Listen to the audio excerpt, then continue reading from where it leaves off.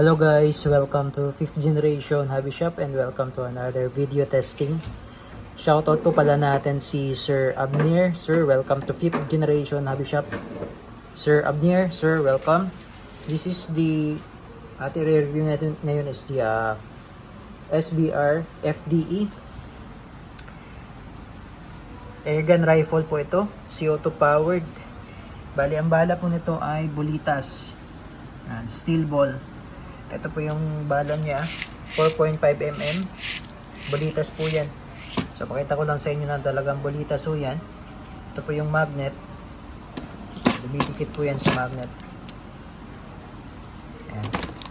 Yung liit po ng bulitas ay 4.5 mm yung diameter niya. Ayan. Tapos ito naman po yung CO2 cartridge. So bali yung magazine natin ay dalawang CO2 po yung nalalagay dyan. So mamaya po i-demo natin yan. Okay, so ito po yung model SBR Flat Dark Earth Edition Full Auto Blowback Action. So blowback po ito. Itong rifle na ito by DPMS Panther Arms. Ayan, adjustable po yung butt nya. Butt stock 6 position po yan ha. Adjust po yan. Ayan. Adjust po yan. Tapos flip up iron sight. So napi-flip po yan. Modular po yan at napapalitan din yung iron sight, depende sa gusto nyo design. Ayan. Adjustable po yung ating iron sight. Ayan. Tapos adjustable for grip. So na-adjust po yan. May screw po yan dun sa kabila. So pwede nyo pong i-adjust depende sa inyong preferences. Tapos ito naman po yung magazine nya, drop down magazine 25 rounder. So bali it holds 25 rounds na steel ball and 2 cartridges of CO2. So bali itong CO2 na to ay disposable po ito. So itong dalawang piraso po na CO2 is good for 100 shots more or less. Ayan. Tapos may kasama na siyang speed loader, BB loader. Tapos rate of fire niya is up to 1,400 rounds per minute. Ayan. Then ang EPS po nito or ang velocity niya is up to 430 feet per second po. Ayan. So, again, this is the SBR FDE edition. Ayan. Ng DPMS Panther Arms. Crossman. Ayan yung design. It's a two-tone. So, tan color. Kaya po siya FDE. Two-tone po siya. Meron siyang combination ng black tsaka tan. Ayan. Airgun rifle po yan. Okay. So ito, pakita ko lang sa inyo sa kabila. Ayan, ito po yung selector switch para sa fire mode, semi-automatic, full automatic, and safety. Ayan, bolt release.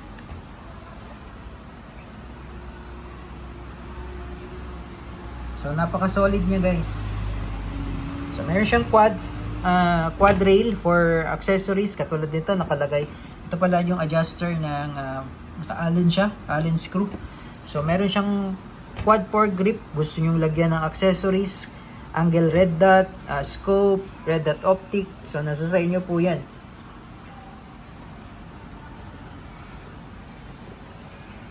Ayan, so tanggalin natin yung magazine para makita niyo po yung mechanism ng magazine.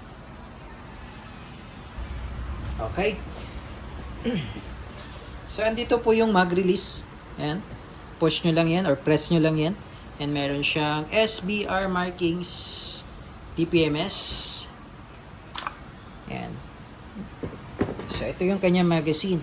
It holds 2 slots or 2 cartridges. So, bali dito po yung slot ng CO2. Ayan. As you can see, meron siyang dalawang slot. Tapos, meron siyang Allen range na kasama. So, lalagyan natin siya ng CO2. Drop down magazine po yan. So, pwede nyo pong ibagsak.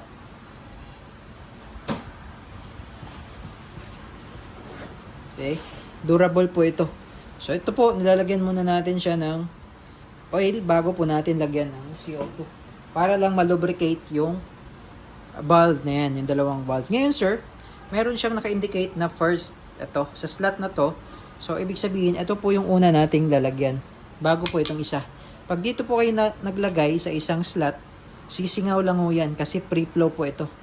So dito po tayo sa first. slot sa may left side. Yan. Tamang higpit lang po, ano?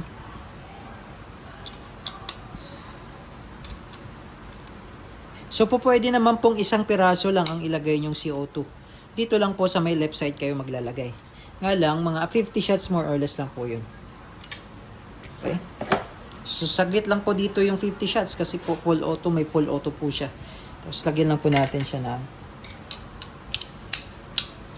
Tapos lagyan lang natin yung takip. Ayan. So ngayon po sa paglo-load naman po ng steel ball o yung bulitas, pinakita ko po sa inyo kanina na 4.5 mm. Ito lang po yan. Yung spring, sagad nyo lang sa dulo, mayroon po siyang stopper. Ngayon, dito lang po tayo maglo-load sa may butas.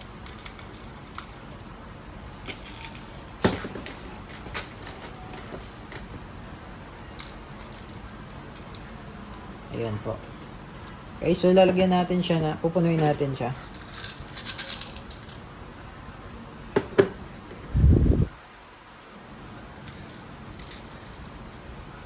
Ayan.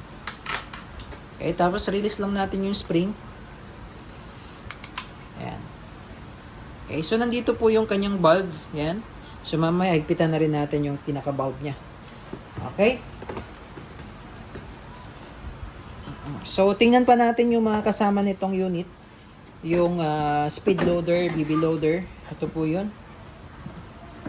Yung BB loader. So, kung gusto nyo gamitin yung BB loader, dito lang po load yung BBs or yung steel ball.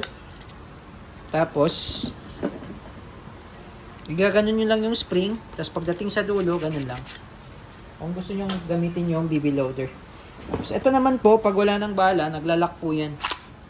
Yan, parang ganyan siya. Pag wala na siyang bala, nag-open bolt po siya. Ayan. So, check natin yung safety. Working po ang safety. Semi-automatic. So, wala siyang magazine. So, testing.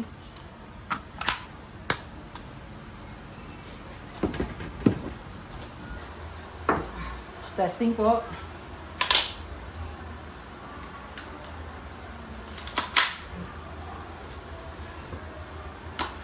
Semi-auto.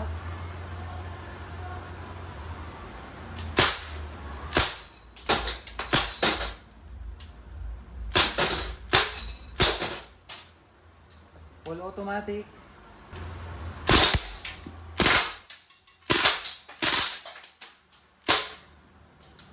Okay, open bolt. Release mag. Bolt release. Hammer down. SBR DPMS.